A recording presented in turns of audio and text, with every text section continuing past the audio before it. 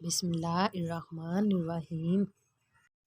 رسول اللہ صلی اللہ علیہ وسلم نے ارشاد فرمایا، جو شخص صبح کے وقت اور شام کے وقت 7 مرتبہ حسبی اللہ لا الہ الا هو علیہ توکلت وہو رب العرش العظیم پڑھے گا، کافی ہے مجھے اللہ، صرف وہی معبود برحق ہے،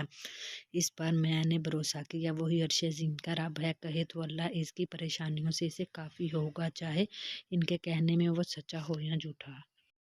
نبی اکرم صلی اللہ علیہ وسلم نے فرمایا، جب لوگ کسی میت کی نماز جنازہ پڑھیں اور اس کی تعریف کریں تو اللہ تعالیٰ فرماتا ہے، جو یہ لوگ جانتے ہیں اس بارے میں ان کی گواہی کافی ہوگی، اور جو یہ لوگ نہیں جانتے میں اسے بخشتا ہوں۔ نبی اکرم صلی اللہ علیہ وسلم نے فرمایا، جس نے ایک دن کا روزہ اللہ کی رضا حاصل کرنے کے لیے رکھا، اللہ اسے جہنم سے اتنا دور کر دے گا جتنا کہ ایک کوا جو اپنی بچپن سے اڑنا شروع کرے یہاں تک کہ بوڑھا ہو کر مر جائے۔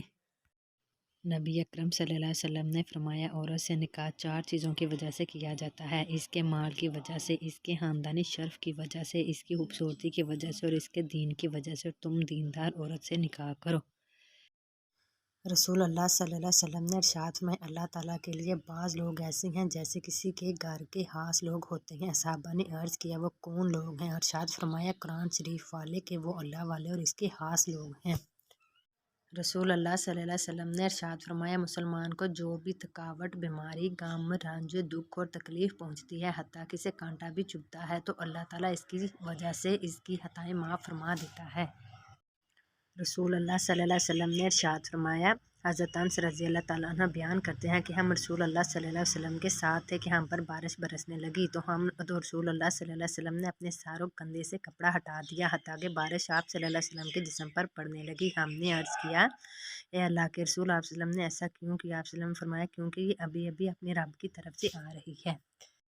رسول اللہ صلی اللہ علیہ وسلم نے ارشاد فرمایا، بے شک اللہ رب العزت نے تمہارے درمیان اخلاق بھی ایسے ہی تقسیم فرمایا ہے جیسے کہ رزق تقسیم فرمایا ہے، اور اللہ اس کو بھی دنیا عطا فرماتا ہے جس سے وہ محبت کرتا ہے، اور اس کو بھی جس سے وہ محبت نہیں کرتا، البتہ ایمان صرف اس کو عطا فرماتا ہے جس سے اسے محبت ہوتی ہے۔ رسول اللہ صلی اللہ علیہ وسلم نے فرمایا، رب تعالیٰ نے ایمان لکھنے والے فرشتے کو حکم دیا ہے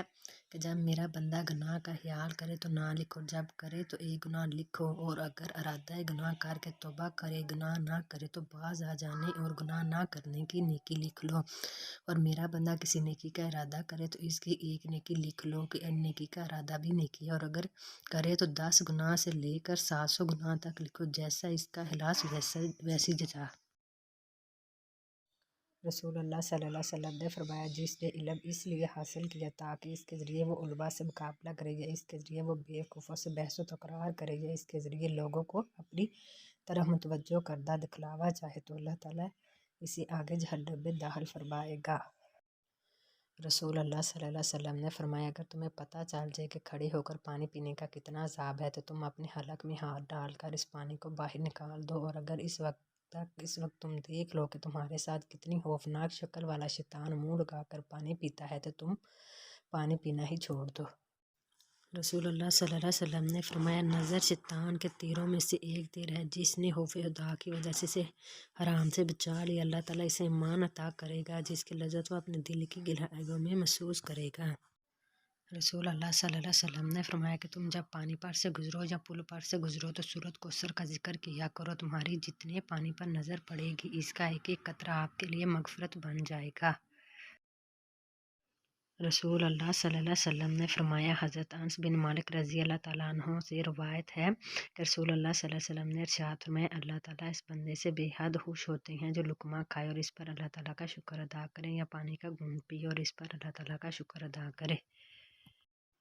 رسول اللہ صلی اللہ علیہ وسلم نے فرمایا، کوئی شخص بھی تھوڑی سی نیکی کو معمولی نہ سمجھے، اگر نیکی کا موقع نہ ملے تو اپنے بھائی کے ساتھ اندھا پیشانی سے مل لیا کرو، یہ بھی نیکی، اور جب تم سالن پکانے کی گھر سے گوشت خریدو یا سالن کی ہانڈی پکاؤ تو شوربہ بڑھا دیا کرو اور اس میں سے کچھ نکال کر اپنے پڑوسی کو دے دیا کرو۔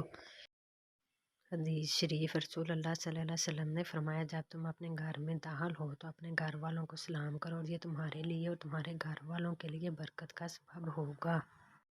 رسول اللہ صلی اللہ علیہ وسلم نے فرمایا، وہ مسلمان جو لوگوں کے ساتھ میل جول رکھتا ہے اور ان سے پہنچنے والی تکلیفوں پر صبر کرتا ہے، اس مسلمان سے افضل ہے جو لوگوں کے ساتھ میل جول نہیں رکھتا اور نہ ہی صبر کرتا ہے۔